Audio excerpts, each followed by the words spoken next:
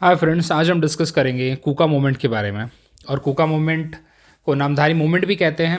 और इसमें कौन से दो इम्पॉर्टेंट लीडर हैं वही आपको दिमाग में रखने हैं।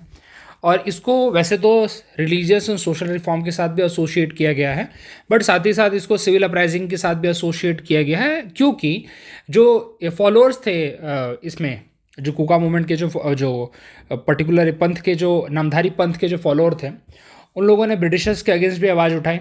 कैसे उठाई वो हम देखेंगे यहाँ पे।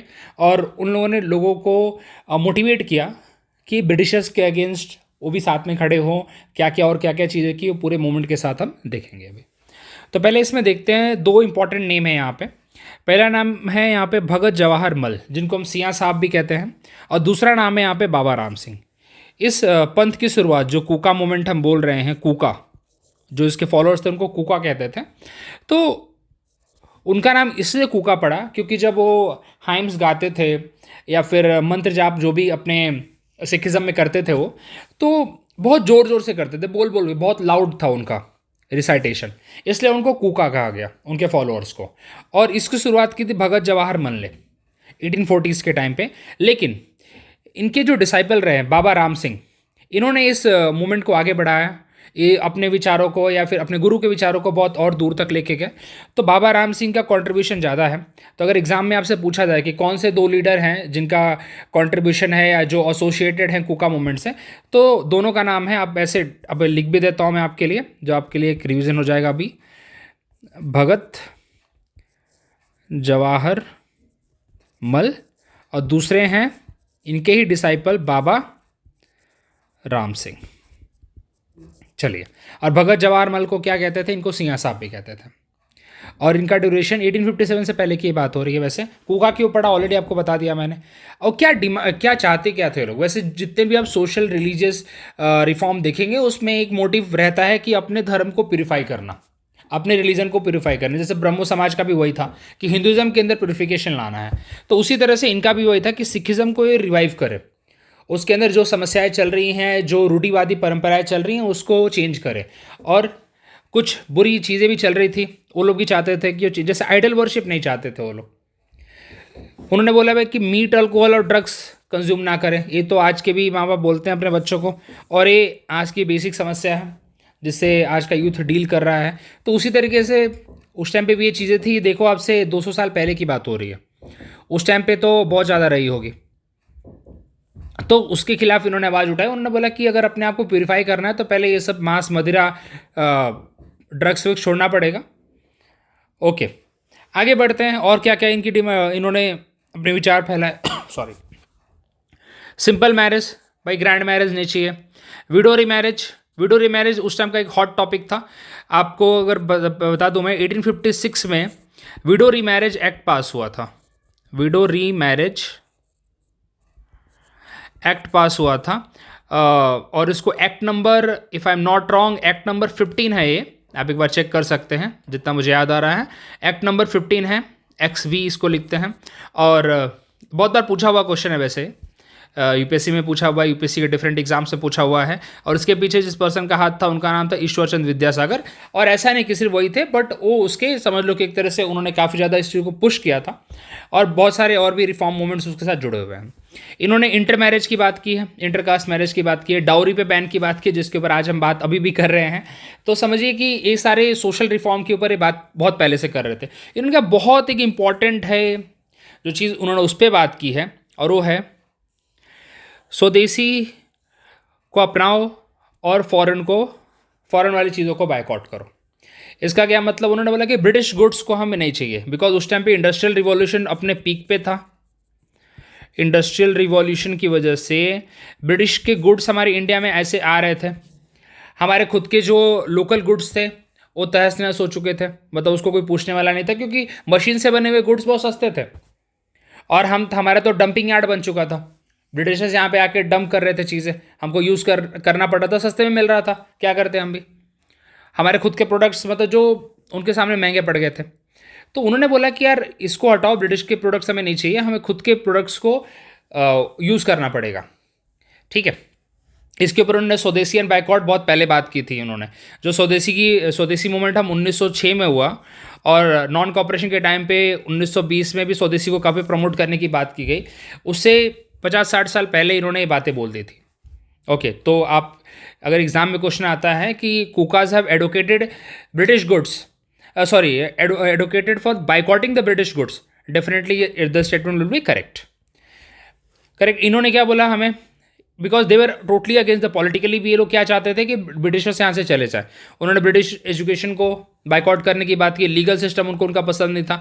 लीगल सिस्टम के बजाय चाहते थे कि गांव लेवल पे पंचायत वर्क करे, जो आज हम बोलते हैं कि हमारा डिसेंट्रलाइजेशन हो चुका है, लोकल लेवल पे डिसीजंस लिए जाने चाहिए। तो वही पंचायत प्रथा की बात वो लोग कर रहे हैं।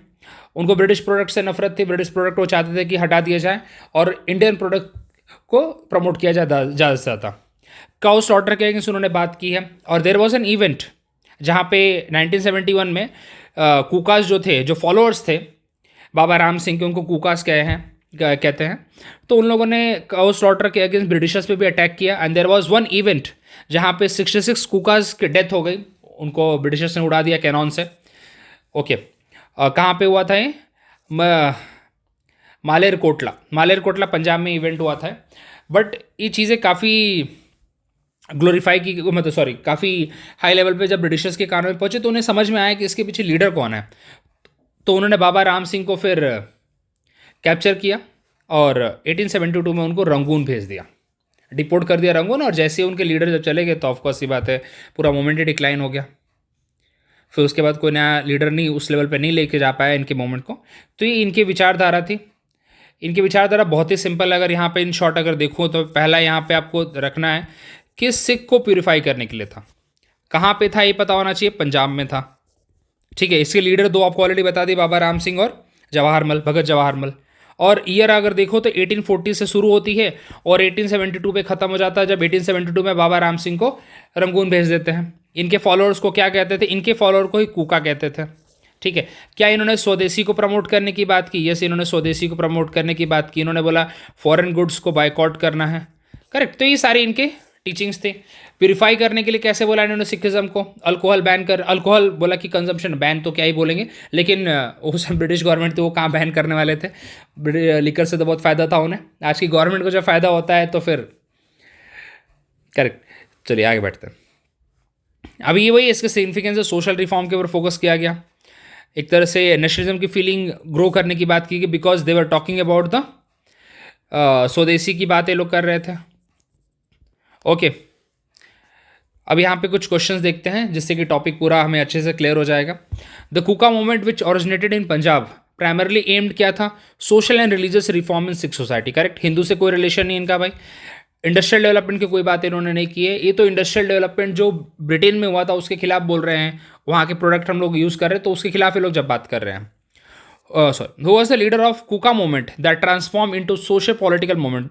सियाह साहब ने तो शुरुआत की थी भाई। He was the like originator इसके बोल सकते हो आप, लेकिन इसको बाबा राम सिंह ने प्रमोट किया आगे। Kuka movement oppose which of the following colonial practice? Taxation के ऊपर तो नहीं था, सच काउ स्लॉटर के ऊपर उन्होंने काफ़ी बातें बोली थी। In which year Kukas executed at Malerkotla? 1872। कुछ पुराने PIQs देखो अभी। Which of the following moment is considered as a early example of organize resistance to British rule in Punjab? Ghadar देखो यार, कुका तो आपको समझ में आ गया, पता है कुका ही होगा इसका आंसर, लेकिन गदर के बारे में बता देता हूँ। गदर मूवमेंट हमारा 1913 में सेटअप होता है। गदर पार्टी सेटअप होती है सैन फ्रांसिस्को में।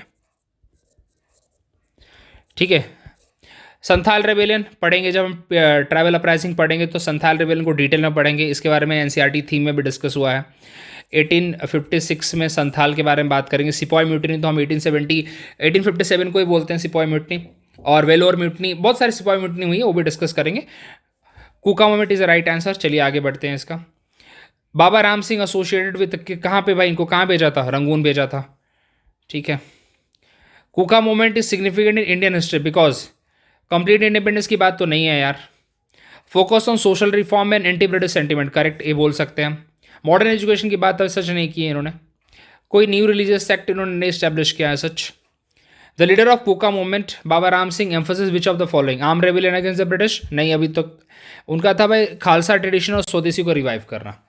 अब कुछ अगर देखोगे तो ऑलमोस्ट वैसे ही क्वेश्चन मिलेंगे आपको। Which leader is associated with the Kuka movement, यहाँ पे इसका आंसर गलत है, वैसे बी नहीं होगा, ये दोनों आंसर होगा, बिकॉज यहाँ पे भगत जवाहर मल तो इसके फर्स्ट लीडर हैं और उसके बाद सेकेंड यहाँ पे बाबा राम सिंह है, तो दोनों आपको यहाँ पे राइट आंसर होगा। The Kuka movement is also known as Namdhari movement है, नामधारी सेक्ट बोलते हैं इसे, इनके फॉलोअर्स को कुका बोलते हैं। The which proclamation of Baba Ram Singh emphasis, Namdhari proclamation.